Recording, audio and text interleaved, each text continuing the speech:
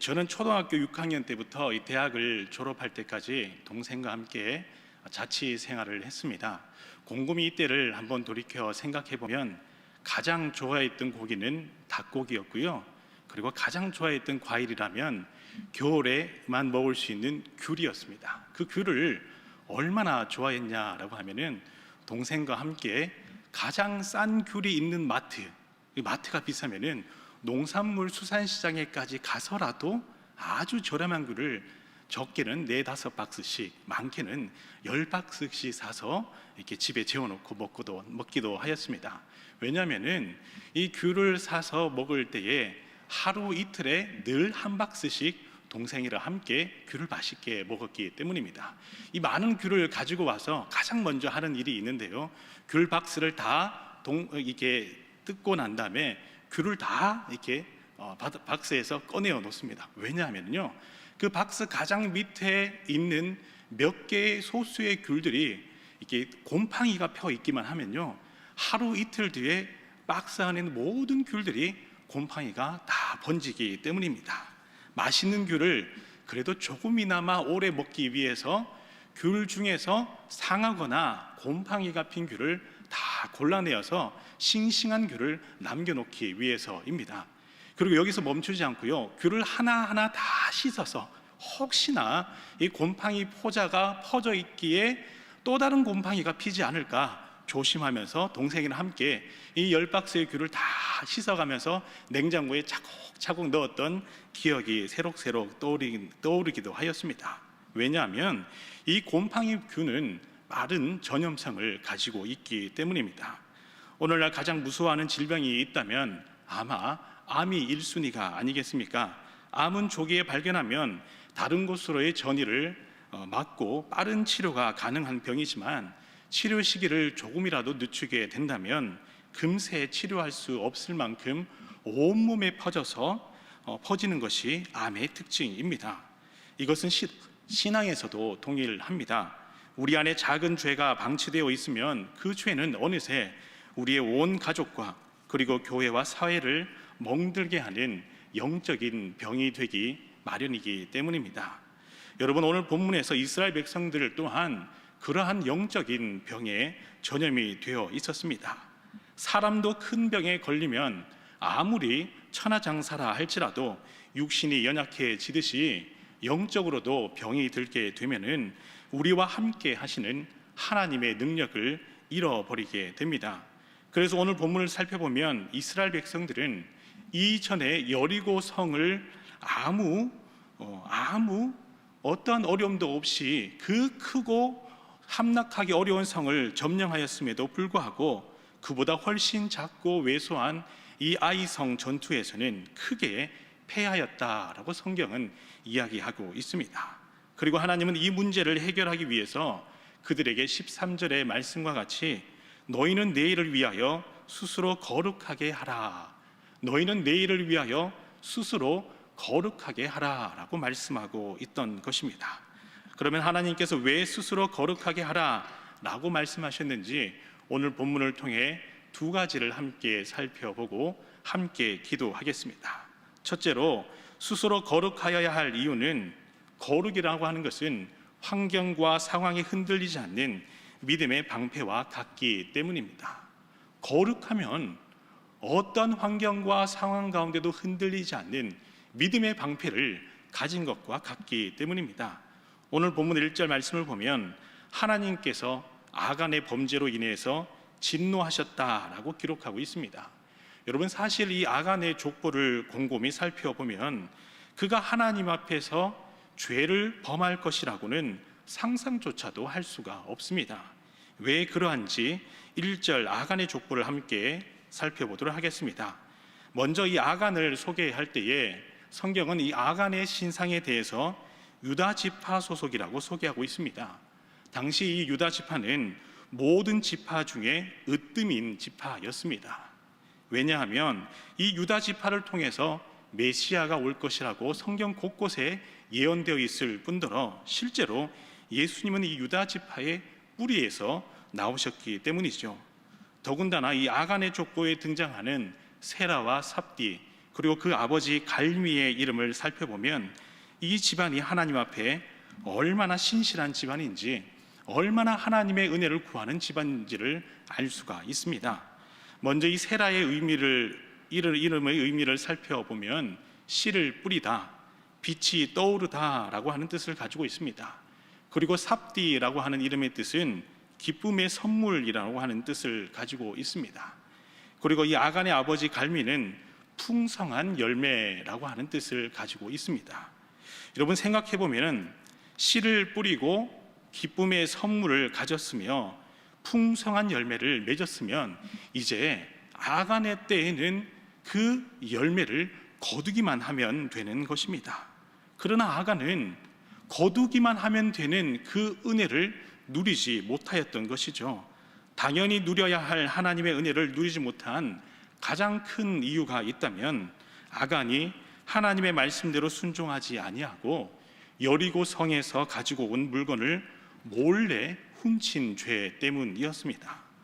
여기서 우리가 깨닫게 되는 사실 한 가지가 있습니다. 집안이 아무리 좋더라도, 겉모습이 아무리 화려하고 아름다울지라도 우리 스스로가 각자가 하나님 앞에서 거룩함을 잃어버린다면 견고한 믿음과 행함이 뒤따르지 않는다라고 하는 것입니다. 아간에게 있어서 그 집안의 신앙의 내력이 그를 거룩한 신앙으로 만드는 것이 아니었기 때문입니다. 아간의 아버지가 아무리 훌륭한 신앙을 가졌다 할지라도, 아무리 은혜로운 삶을 살았다 할지라도 그 아들 아간이 직접 하나님 앞에서 스스로가 거룩하지 못하였기 때문에 아간의 신앙은 열매 없는 신앙이 되었다라고 하는 것이죠. 여기서 우리가 기억해야 할 중요한 점은 스스로가 하나님 앞에서 거룩함을 지키고자 할 때에 어떠한 유혹과 환난 가운데 놓일지라도 그 거룩함을 지키고자 하는 마음의 중심이 있기에 그 거룩함이 믿음을 지키는 방패가 되고 신앙을 지키는 밑거름이 되더라라고 하는 것입니다. 성경의 인물들을 살펴보면 다니엘은 늘 하루에 3번씩 하나님 앞에 엎드려 기도함으로 스스로의 거룩함을 지켰습니다. 다윗도 광야에서 늘 하나님의 뜻을 물어가며 순간순간 당하는 환난 가운데서도 믿음과 신앙을 지키고자 부단히 노력하였던 사람이 다윗이었습니다. 바로 그러할 때에 하나님은 다니엘을 지켜주셨고 다윗이 어려움을 당하는 가운데서도 그 어려움을 잘 이겨나갈 수 있도록 모든 걸음을 인도하여 주셨던 것이죠. 이와 같이 이 자리에 계신 여러분들 모두가 하나님의 말씀을 붙들고 기도함으로 하나님 앞에 거룩함을 지킴으로 어떠한 환난과 유혹 가운데서도 흔들리지 아니하는 믿음의 방패와 같은 거룩함을 가지는 하나님의 사람 다 될 수 있기를 간절히 소망합니다. 아멘. 두 번째로 우리가 스스로 거룩해야 할 이유는 바로 기도에 있기 때문입니다. 하나님 앞에서 거룩하면 기도하게 되어 있습니다. 마치 배가 고프면 밥을 먹게 되듯이 거룩함을 지키고자 한다면 하나님 앞에 기도하게 되어 있습니다. 기도하는 습관이 된 사람은 아무리 작은 일일지라도 하나님 앞에 엎드려 기도하게 됩니다. 그러나 오늘 본문의 이스라엘 백성들은 아이성 전투에서 여호수아로부터 모든 이스라엘 백성들에게 이르기까지 어느 누구도 하나님 오늘은 이 아이성 전투에 임하게 됩니다.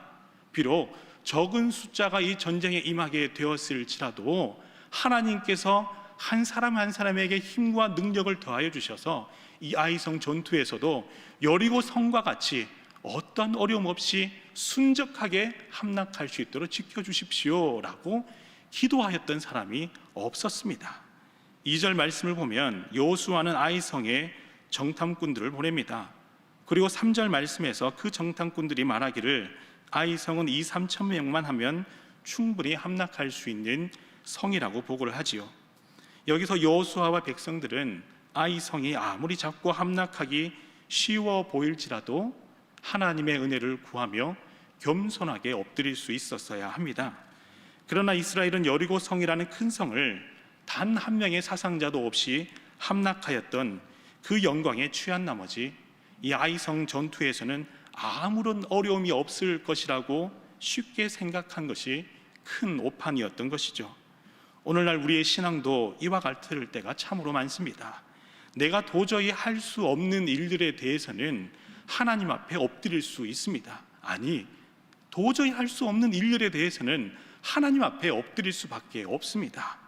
그러나 내가 할 수 있는 일들에 대해서는 스스로가 결정하고 기도하지 않는 경우가 많습니다. 그러나 성도라면 모든 일에 앞서서 위 목사님께서 늘 말씀하신 대로 가장 먼저 하나님 앞에 엎드려 기도함으로 내가 할 수 있는 일일지라도 습관을 따라 하나님의 도우심을, 하나님의 뜻을 구하며 기도하는 것이 성도의 본분인 줄 믿습니다. 왜냐하면 기도는 영혼의 호흡과 같으며 단 1분도 없으면 안 되는 공기와도 같기 때문입니다. 제가 어릴 때에 일명 똥개라고 하는 이 잡종견, 이 3마리를 아버님께서 키우셨습니다. 근데 하루는 이 덩치가 아주 크고 너무나도 털도 부드럽고 아주 잘생긴 시베리안 허스키를 기르고 계신 이웃집 어르신께서 도시로 이사를 가셔야 한다면서 이 개를 대신 길러달라며 맡겨주신 적이 있습니다.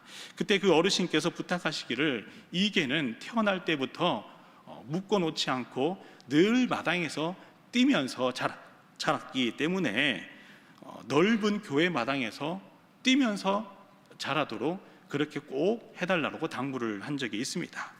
그래서 처음에는 달리기도 너무 잘하기 시작하고 목에 무거운 짐을 매달아 넣어도 손살같이 달리는 모습에 너무 재밌어서 마당에 풀어놓고 이렇게 기르기 시작을 했습니다. 그런데 이내 큰 문제가 생겼습니다.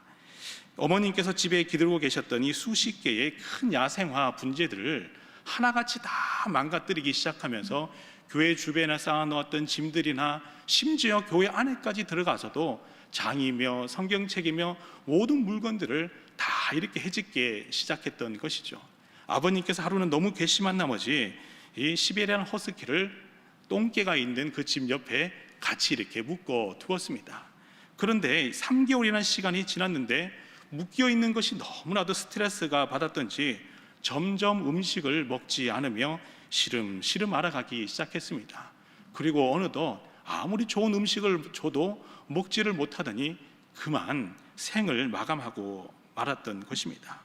그리고 너무 안타까운 마음에 그 원인을 찾고자 전문가에게 물어보니 이렇게 이야기를 합니다. 늘 뛰어다니는 개가 뛰어다녀야 사는데 갇혀서 묶여버리는 바람에 스트레스를 많이 받아서 병에 걸려서 일찍 죽은 것이 아니겠는가라고 이렇게 이야기를 하였습니다. 여러분, 참 그렇습니다. 원래 품종이 본능적으로 뛰어야 사는 개는 뛸 수 있도록 그 환경을 제공해 주어야 가지고 있는 본능대로 건강하게 살기 마련입니다. 우리의 삶에서도 몸을 잘 활용하지 않고 운동을 하지 않으면 근육이 점점 없어져 이런저런 병에 걸리기 마련이지요. 자동차도 오랜 기간 사용하지 않으면 배터리가 방전되어서 그리고 여러 많은 전자 기능들이 온전히 그 기능을 하지 못하기에 수리할 수 해야 될 이 비용이 눈덩이처럼 불어나기 마련입니다. 이와 같이 영적으로도 그리스도의 본분은 하나님의 말씀을 늘 가까이 하며 또 그 말씀을 붙들고 매사 기도함이 영적인 건강함과 강건함의 지름길인 것입니다. 그래서 모세도 이스라엘 백성들을 인도할 때에 끊임없이 하나님 앞에 기도하였습니다. 기도하지 않았을 때에는 모세조차도 하나님 앞에서 불순종하며 불평하는 입술이 많았지만 간절히 하나님 앞에 엎드려 기도하였을 때는 불평하며 이것저것 많이 반문하였던 그 입술을 다 내려놓고 그저 하나님의 뜻이 무엇인지 하나님께서 하나하나 그 걸음을 인도하여 주실 것이라는 믿음으로 담대하게 나아갈 수 있었던 것이죠. 바로 그러한 거룩함을 회복하였던 모세에게는 기도라고 하는 것이 있었습니다. 히스기야 또한 기도함으로 외세의 침략을 물리치는 하나님의 능력을 경험했습니다. 그가 아무리 중한 질병이 걸렸을지라도 그저 벽을 바라보며 다만 하나님의 은혜를 구하였을 때에 하나님의 도우심으로 깨끗이 치유되는 놀라운 기적을 경험하였습니다. 이와 같이 기도하는 것이 얼마나 중요했던지 우리 예수님께서도 바쁜 사역의 일정 가운데서 늘 기도하심으로 기도의 모범을 우리에게 보여주신 것이 아니겠습니까? 그래서 빌립보서 2장 6절과 7절 말씀에서는 아무것도 염려하지 말고 다만 모든 일에 기도와 간구로 너희 구할 것을 감사함으로 하나님께 아뢰라. 그리하면 모든 지각에 뛰어난 하나님의 평강이 그리스도 예수 안에서 너희 마음과 생각을 지키시리라 라고 말씀하고 있습니다. 이 말씀과 같이 기도보다 앞서지 아니하는 성도, 모든 일에 있어서 하나님의 뜻을 먼저 물어보는 성도, 그리고 매일매일 하나님과 함께 동행하는 신일의 성도 여러분, 이 자리에 계신 여러분 모두 되시기를 간절히 소망합니다. 아멘. 이 시간 다 함께 말씀을 통해 나눈 기도의 제목 두 가지를 가지고 기도하겠습니다. 첫 번째 기도의 제목은 환경과 상황에 흔들리지 않도록 믿음의 방패와 같은 거룩함을 지키는 제가 되게 하여 주시옵소서 기도하시고, 두 번째는 이를 위해서 그리스도인의 본분인 말씀을 붙들고 그 말씀을 따라 기도함으로 거룩함을 지키는 하나님의 사람 될 수 있도록 주님 붙들어 주시옵소서. 이 두 가지 기도의 제목으로 다 함께 하나님께 기도하겠습니다. 주여 믿습니다. 주여 믿습니다. 주여 믿습니다.